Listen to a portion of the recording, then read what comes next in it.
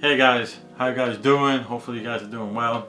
Today I'm gonna make a quick video about expenses and budgeting. I know I haven't made a video about this topic in a long time, so I want to bring you guys three expenses that is eating up your budget and it should be eliminated from your everyday expenses.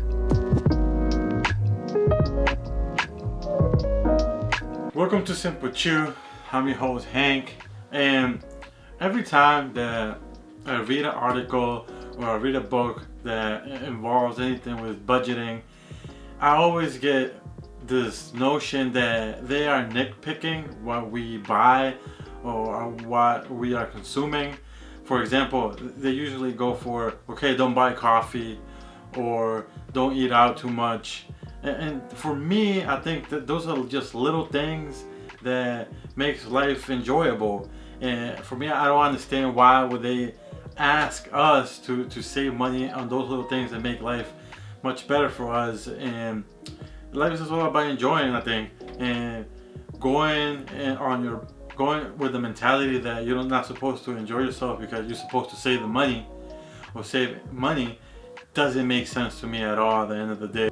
So I want to go over what is really eating your budget, what's really eating your money in a daily base or monthly base or yearly base, depending on where your situation is, because I found what's eating my money. So I want to share you guys three things that was eating my money that's probably eating your money too from your budget, and you're not getting to the goal you want financially. Expense number one that was eating all my budget in a monthly base, even yearly, it was buying or leasing a new car. They would bring all these features that I really never needed for my daily commute, but in the moment or in the excitement of the moment I was getting it, and it was adding to my monthly payment, which at the end of the day was eating all my budget, and I never felt like I was gonna reach my financial goal if I was continue to get all these features on my car. One example is the sunroof. I never used the sunroof, especially in Boston.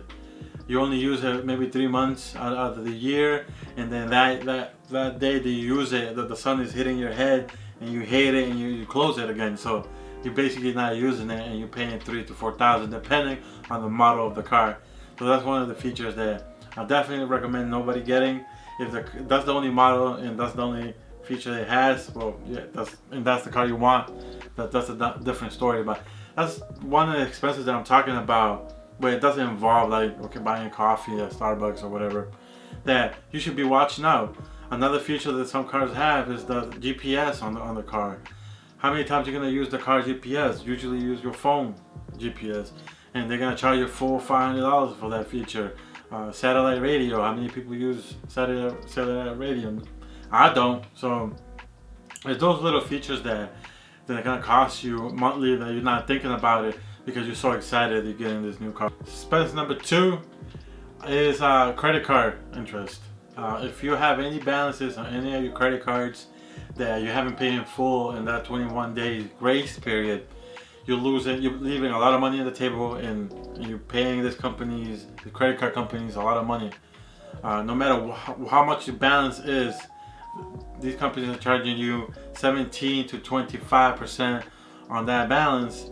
And if you have a goal financially, you're not going to reach it if you have a balance on your credit card, because if you compare that interest rate to your investments, it's never going to match up. They're always going to be winning the higher interest.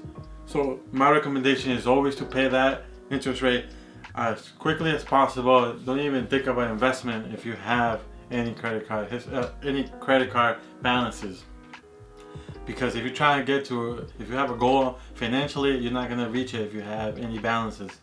Student loans is a different thing that I should be talking about it, but in this video it's mostly credit cards. It's going to be hurting your budget. Now the third expense is buying fashion clothes. I think that's one of the dumbest things you can actually buy at all. Fashion is something that comes and goes really quickly. Sometimes it's just a season, which doesn't make sense to me. where you can only wear a type of clothes or a type of brand for a couple of weeks, and then you can't wear it again because of this notion of fashion. I think if that's something that you like, I think you should go cheaper and not go with designer clothing. If you're gonna follow this fashion trends, something that I don't understand, maybe because I'm a guy, but I know plenty of friends that follow these fashions, and they just drop crazy money on things that are supposed to be hyped, and then a couple of weeks later, you can't wear it anymore. If you do, you get made fun of or whatever, because you're into this game of wearing the latest trends and fashions. And I think it's a big money spender that it's unnecessary. It doesn't bring any value to you at the end of the day, because you're just looking for the approval of other people and not really doing it for yourself sometimes. So guys, after going through this video, hopefully you understand the stuff I was spending most of my money, and it was eating my money, and I wasn't gonna reach my financial goals if I continue to spend my money on all these features on cars, or I wasn't paying my balances on my credit cards before the grace period, or I was into all these fashion trends and buying all the designer clothing where in a couple of weeks, if you keep wearing them, they're gonna make fun of you. That's mostly people who are into fashion, that's the mentality. So thank you guys for watching. See you guys next time. If you like the video, like it and share it with one friend, and don't forget to subscribe and hit the bell button in the bottom.